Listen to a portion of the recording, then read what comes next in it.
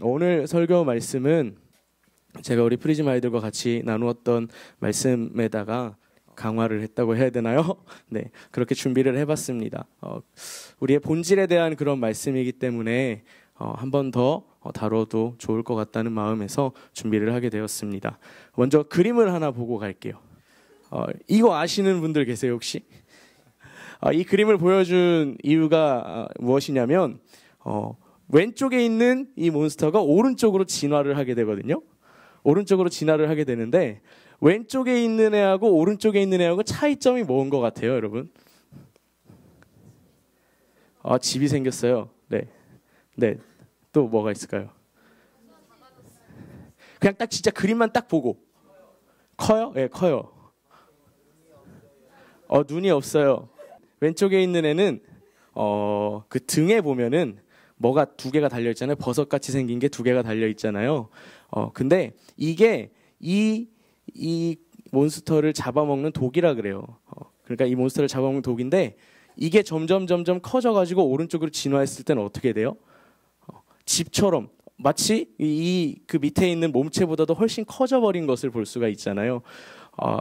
제가 이 그림을 보면서 사실 프리즘 아이들한테 마태복음 쭉 강해를 하면서 마태복음 7장 13절 14절 이 본문을 딱 잡고 말씀을 준비하려고 묵상하는 중에 이 그림을 보게 되었습니다.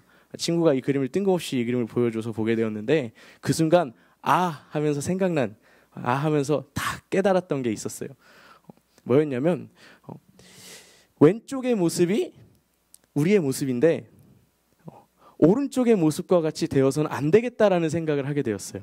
왜냐면 왜 그런 생각을 하게 됐냐면 등에 있는 게 독이라 그랬어요. 근데 잘 보면 왼쪽에 있는 몬스터는 지금 자신의 등에 있는 걸 볼 수가 없어요. 눈이 앞으로 있지. 여러분 눈 뒤로 굴려서 등을 볼 수 있어요? 볼 수 없잖아요. 그렇죠? 등을 볼 수가 없어요. 이게 뭔지도 모르고 등에 뭐가 있구나라는 것만 느낄 뿐이지 그냥 이게 뭔지 보지도 못하고 알지도 못한다라는 거예요. 근데 가만히 생각해 보니까 우리도 마찬가지인 거예요. 우리 눈에 보이지 않아요. 뭐가요? 죄가 우리 눈에 보이지 않아요. 근데 그러다 보니까 이게 죄인지 뭔지 모르고 살아갈 때가 많다라는 거죠. 서론부터 무겁게 가고 있어요. 또 하나를 가만히 보면은 왼쪽에 있는 애는 눈이 굉장히 싱싱해요, 그렇죠? 초롱초롱해요. 네, 살아있어요. 웃으라고 한 얘기예요, 그냥. 예. 초롱초롱해요. 눈이 초롱초롱한데 오른쪽에 있는 애를 가만히 바라보면 어때요? 눈 초점이 없어요. 그냥 흐리멍텅한 진짜 죽었어요. 이미 눈이 죽었다고요. 왼쪽에 있는 애가 오른쪽으로 진화를 하면요, 왼쪽에 있는 애의 그 뇌가 죽어버려서 오른쪽에 있는 그 버섯에게 지배를 당한다 그래요. 그래서 제가 말하고 싶은 건 뭐냐면 저 등에 있는 버섯을 우리가 죄라고 생각하고 그 몸체가 우리의 모습이라고 한다면, 우리의 육신이라고 한다면 처음에는 저게 죄인 줄도 모르고 저게 너무나도 작게 여겨져서 내가 감당할 수 있을 줄 알았는데 저 오른쪽에 있는 그 등에 있는 저게 나를 지배해버리는 거예요. 죄가 나를 지배해버려서 내가 죽어버리게 된다라는 거죠. 그래서 저 등에 있는 거에 지배를 받게 된다라는 거예요. 네. 우리가 죄를 인식하지 못할 때 생기는 현상입니다. 우리가 죄를 죄로 바라보지 못할 때 생기는 현상이에요. 죄에 대해서 민감하게 생각하지 못할 때 우리한테 나타날 수 있는 모습인 것입니다. 믿음의 대상이 하나님이었는데 죄 때문에 하나님에서 다른 어떤 것으로 바뀌게 되는 것이고요. 그리고 생명력을 잃어버리게 되고요. 그리고 저 등에 있는 걸 떼어내버릴, 왼쪽에 있는 애는 그래도 알면 집게를 어떻게 돌려서 뛸 수라도 있을 것 같아요. 근데 오른쪽에 있는 애는 어때요? 뛸 수가 없어요. 떼어내버릴 수가 없어요. 저 장애물을 극복할 힘조차도 없어지게 되는 그런 모습을 우리가 볼 수가 있는 것입니다. 마태복음 19장 말씀을 한번 볼게요. 마태복음 19장. 우리가 극복하지 못하는 그런 장애물의 모습, 가만히 바라보면 이렇게 말할 수 있습니다. 예수께서 제자들에게 이르시되 내가 진실로 너희에게 이르노니 부자는 천국에 들어가기가 어려우니라 라고 말을 하고 있어요. 그리고 다시 너희에게 말하노니 낙타가 바늘기로 들어가는 것이 부자가 하나님의 나라에 들어가는 것보다 쉬우니라 라고 말을 합니다. 돈이라는 게 우리에겐 가장 어떻게 생각하면 신앙의 장애물이라고 볼 수 있을 것 같아요. 근데 그 모습 속에서 우리가 이것을 잘 다스릴 줄 아는 사람이냐 그렇지 못하느냐, 그 모습은 이게 나의 주인이 되느냐 주인이 아닌 어떠한 그냥 나의 도구일 뿐인가, 그 차이에 있는 것 같습니다. 아까 그 그림에서 봤던 것처럼 이런 돈이라는 것이 왼쪽에 있는 등에 2개 달린 그 정도의 모습이라면, 그러니까 우리가 이것을 다스릴 수 있는 그런 모습으로 살아간다면 이건 분명히 우리에게는 그저 도구, 정말 하나님의 영광을 나타내는 도구일 것이고 하나님께 더 쓰임받는 모습이 될 수도 있을 것입니다. 그런데 그럼에도 불구하고 이게 반대로 돼서 이게 나의 주인이 되어버리고 이 돈으로 말미암아 하나님을 잃어버리게 된다면 그것에 지배를 당하는 그 모습으로 살아가게 된다는 것이죠.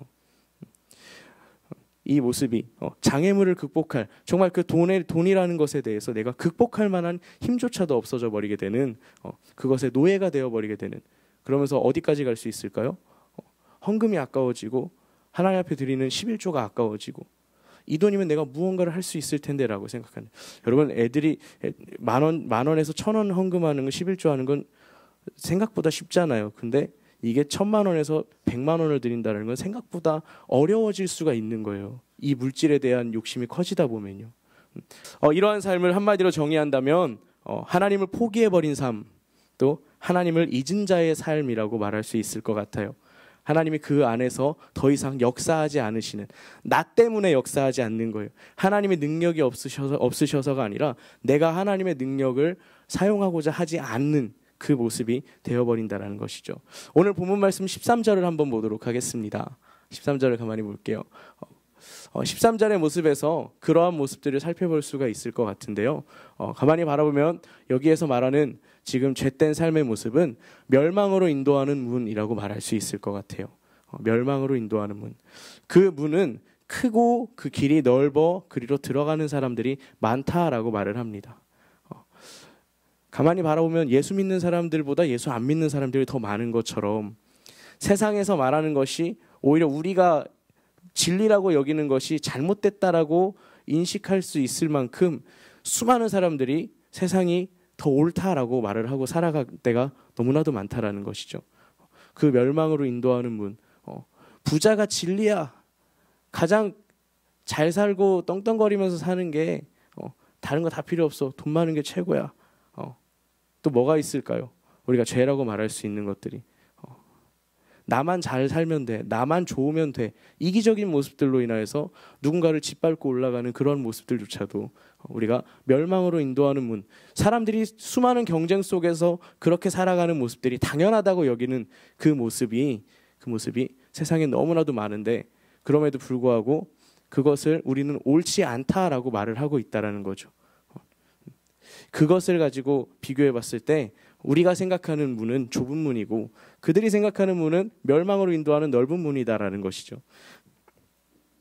그렇기 때문에 제가 여러분들에게 말하고 싶은 것은 여러분들은 어떤 문을, 어떤 길을 선택하겠느냐라는 것입니다. 좁은 길로 가겠다, 좁은 문으로 가겠다, 이 모습으로 나아가겠느냐, 아니면 수많은 사람들이 인정하고 그들이 따라가는 그 길을 그저 좋은 길이다, 하하호호 웃으면서 그 길을 따라가겠느냐, 이 모습을 우리는 둘 중에 어디를 가야 할지를 선택해야 할 수 있어야 한다는 사실입니다. 오늘 되게 꼬이네요. 네. 저와 여러분들이 들어갈 문, 그리고 걸어갈 길은 과연 어디일까요? 네, 좁은 문이죠. 좁은 길이죠. 너무나도 당연한 진리예요. 너무나도 당연한 거고요. 그 길의 끝에 분명히 하나님이 우리를 안아주시고 두 팔 벌려 기다리고 계신다라는 거 우리는 너무나도 잘 알고 있습니다. 그 성경은 정확하게 답을 제시하고 있어요. 14절 한번 보여주실래요?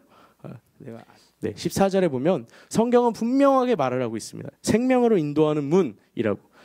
생명으로 인도하는 문이라고 여기에서 언급했다라는 건 뭘 말하고 있냐면 분명히 그 문이 존재한다라는 거예요. 분명히 그 길이 존재한다라는 거예요. 일단 우린 여기를 먼저 짚고 가야 돼요. 그게 분명히 존재하기 때문에 여기에 언급이 되어 있고 우리는 알았다면 이제는 여러분 알았잖아요. 좁은 문으로 가야 된다라는 거. 생명으로 인도하는 문, 그 길로 가야 된다라는 거 알았잖아요. 그럼 우리가 진짜 그 길로 걸어가야 한다라는 사실입니다. 네. 분명히 이 문이 존재함을 이야기하고 있고 우리는 이 문으로 들어감으로써 신앙생활의 본질인 하나님과의 관계에 있어서 우리는 절대 포기해서는 안 된다라는 사실입니다. 잠언 12장 28절 말씀 한번 볼까요? 잠언 12장 28절입니다. 같이 읽을게요. 시작. 공의로운 길에 생명이 있나니 그 길에는 사망이 없느니라. 아멘.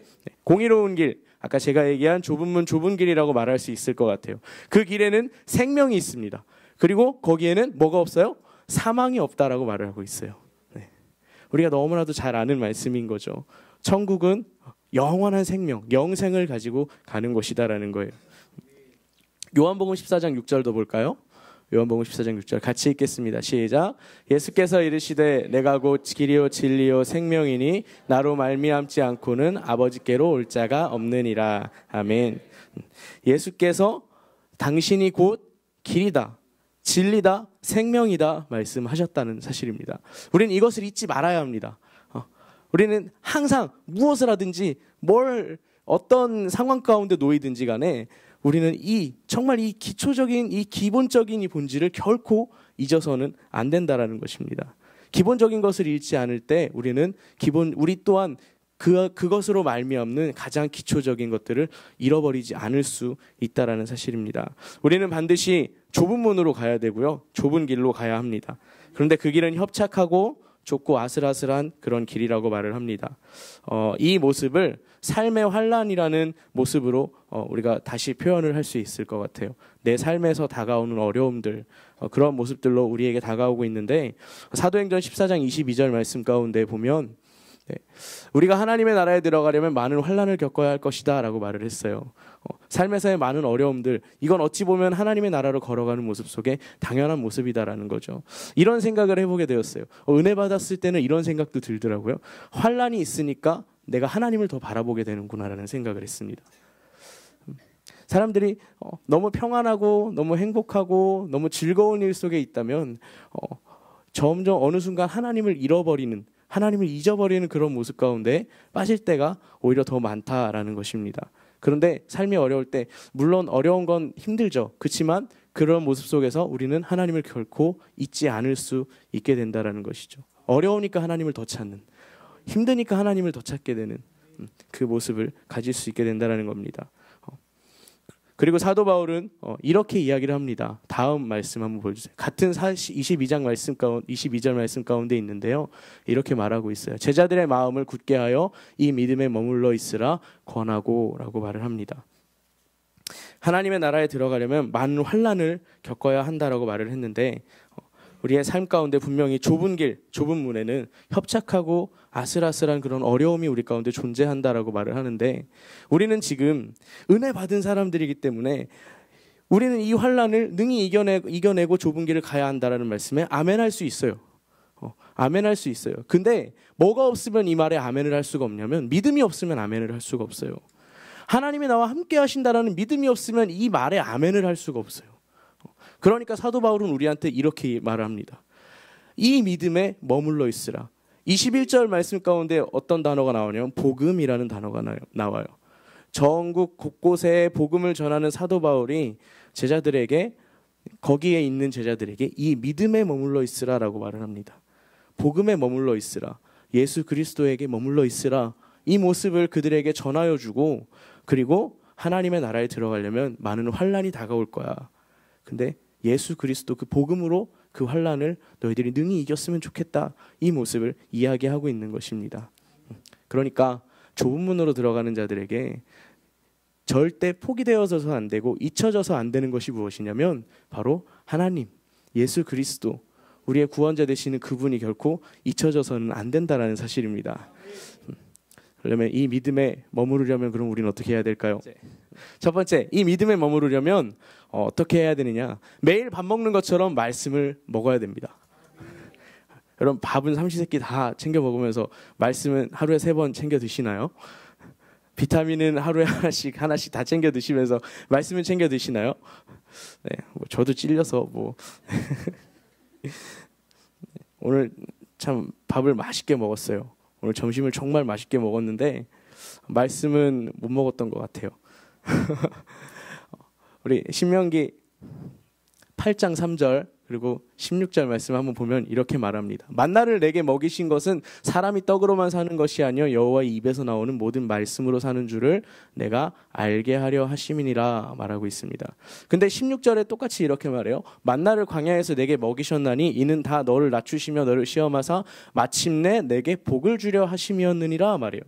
그럼 우리가 여기서 생각할 수 있는 게 뭘까요? 여호와의 입에서 나오는 모든 말씀으로 사는 것이 우리에게 뭐라고요? 복이다. 역시 잘 끼워 맞추시네요. 네. 모든 말씀으로 사는 것이 뭐라고요? 마침내 너에게 복을 주려 하는 것, 그 모습이다라는 것이죠. 그러니까 하나님은 우리에게 말씀을 주신 것이 그 이유가 뭐예요? 너에게 복받게 하기 위한 거라는 거예요. 복은 무엇입니까? 우리가 좁은 길에서 승리함으로 나아가는 것이 우리에게 복인 줄로 믿습니다. 우리가 많은 물질을 거느리게 되고 풍요로운 삶을 살게 되고 어떠한 건강의 축복을 얻게 되는 이러한 모습은 부차적인 것이고요. 정말 본질적인 것은 무엇일까요? 하나님의 말씀 안에서 지지 않는 것, 마귀에게 지지 않는 것, 늘 승리의 삶을 살아가는 것, 이것이야말로 진짜 우리에게 복이다라는 것입니다. 그래서 다윗은 이렇게 시편에서 이렇게 고백합니다. 아침에 나로 하여금 주의 인자한 말씀을 듣게 하소서. 시작할 때부터 하나님은 말씀으로 시작하게 해달라는 거예요. 절대 지고 싶지 않은 다윗의 모습을 느낄 수 있습니다. 그러니까 우리는 모두가 아침에 일어나면서 뭐 해야 돼요? 말씀을 읽어야 돼요. 아침에 일어나면서 아침이었어, 피곤해 죽겠는데, 졸려 죽겠는데, 또 회사 가야 돼, 일해야 돼, 짜증내는 것이 아니라 우리는 어떻게 해야 되는 거예요? 일어나면은 말씀 봐야지. 은혜로운 모습으로 하루를 시작하실 수 있는, 매일 아침밥을 먹듯이, 다들 안 드시나요? 매일 밥을 먹듯이 우리는 말씀을 먹어야 한다는 것입니다. 그래야 우리는 믿음에 머무를 수가 있어요. 두 번째로 매일 말하는 것처럼 기도하셔야 합니다. 우리 시편 142편 1절 말씀을 볼게요. 같이 한번 읽겠습니다. 시작. 내가 소리내어 여호와께 부르짖으며 소리내어 여호와께 간구하는도다. 아멘. 여기서 강조하고 있는 것은 소리내어라는 것입니다. 교회에서만 통성기도하는 그 목소리를 내는 그것을 말하는 것이 아니라 삶에서 말하는 것 또한 소리를 내는 것입니다. 근데 우리는 속으로는 기도한다라고 하지만 이것이 입술로 나오는 데는 너무나도 어려운 것을 보게 돼요. 그래서 원망 소리가 더 많이 나오게 되고요. 불평하는 소리가 더 많이 나오게 되고요. 험담하는 말들이 더 많이 나올 때가 많아요. 근데 정말 내 삶에서 말하는 것처럼 우리는 기도해야 된다는 거예요. 그러려면 나오는 이 말이 다 기도가 되어야 되는 거예요. 주님께서는 우리가 말하는 것을 다 듣고 그것을 통하여서 이루신다라고 말하고 있잖아요. 그러니까 우리는 다 말하는 것이 다 기도가 되어야 된다는 거예요. 저와 여러분들의 모습 가운데에 정말 365일 24시간 모든 말하는 것이 다 기도의 모습이 될 수 있기를 간절히 소망합니다. 마지막 세 번째입니다. 매일 가증한 것을 집에 들이지 말아야 한다는 것입니다. 이것은 말씀인데요. 신명기 7장 26절 말씀입니다. 같이 한번 읽어볼게요. 시작. 너는 가증한 것을 내 집에 들이지 말라. 너도 그것과 같이 진멸당할까 하노라. 너는 그것을 멀리하며 심히 미워하라. 아멘. 믿음에 머무르기 위해선 믿음을 무너뜨리고 믿음을 멸하게 하려는, 믿음을 부서지게 하려는 그것으로부터 멀어져야 하는 것입니다. 근데 그 모습이 바로 7장 26절의 모습인데요. 너는 가증한 것을 내 집, 너의 마음의 집이라고도 표현할 수 있고요. 진짜 우리 집이라고 표현할 수도 있을 것 같고요. 여러 가지의 모습으로 우리의 모습이 우리의 안에 우리의 마음이 성전이라고 표현을 했을 때 그 집에 들이지 말라, 어떠한 것도 품지 말라라고 말을 하는 것입니다. 너도 그것과 같이 진멸당할까 하노라. 사람의 연약함을 말하고 있어요. 그것을 품는 사람은 결코 나의 믿음은 정말 튼튼해서 무엇이 다가와도 나는 늘 승리할 수 있어라고 고백하는 건 좋아요. 그렇다고 그것을 시험하는 건 좋지 않습니다. 나는 이길 수 있으니까 한번 품어보지 뭐, 이렇게 하는 건 별로 좋은 방법이 아닙니다. 여기에서도 우리는 믿음이 필요한 거예요. 나는 분명히 승리할 거야 해서 멈춰야지 한번 시험해볼까? 이 모습은 좋지 않다라는 거예요. 들이지 말라라고 했을 때는 분명히 그 이유가 있는 것입니다. 사람은 연약하기 때문에 분명히 넘어질 수가 있을 거예요. 그러니까 들이지 말라라는 거예요. 너도 그것과 같이 진멸당할까 하노라는 하나님의 염려가 담겨 있습니다. 너는 그것을 멀리하여 심히 미워하라. 그냥 미워하는 것도 아니에요. 아주 증오하라, 심히 미워하라라고 말을 하고 있습니다. 그 죄를 가져다 주는 것을 미워하라라고 말을 합니다. 우리의 삶에 무엇이 있을까 한번 돌이켜 보시기 바랍니다. 나의 삶에 나의 믿음을 무너뜨리려 하는 것이 어떠한 나의 입에서 원망이 나오고 불평이 나오게 하는 것이 과연 무엇일까? 그와 같은 것들에서 멀어지고 미워하는 그 모습이 우리의 가운데 필요하다라는 것이죠. 그리고 시편 37편 40절엔 이렇게 고백합니다. 여호와께서 그들을 도와 건지시되 악인들에게서 건져 구원하심은 그를 의지한 까닭이다 라고 말합니다. 가증한 것을 집에 들이지 않으면 무엇을 집에 들여야 할까요? 여호와 하나님을 우리의 집에 들여야 한다는 것입니다. 어떻게든 매일매일 하나님이 원하시는 대로 행하려고 하고 어떻게든 매일매일 하나님의 뜻대로 살아가려고 하고 말하려고 하고 행동하려고 하는 그 모습이 우리 안에 분명히 필요하다라는 거예요. 그러니까 하나님을 계속해서 의식하면서 살아갈 수밖에 없다라는 거죠. 이렇게 이 세 가지가 우리 가운데 있을 때 분명히 우리는 이 믿음에 머무를 수 있다라는 것입니다. 믿음 안에 머무르는 자의 모습은 어떠한 모습입니까? 좁은 길도 능히 걸어갈 수 있는 그러한 사람의 모습이다라는 것이죠.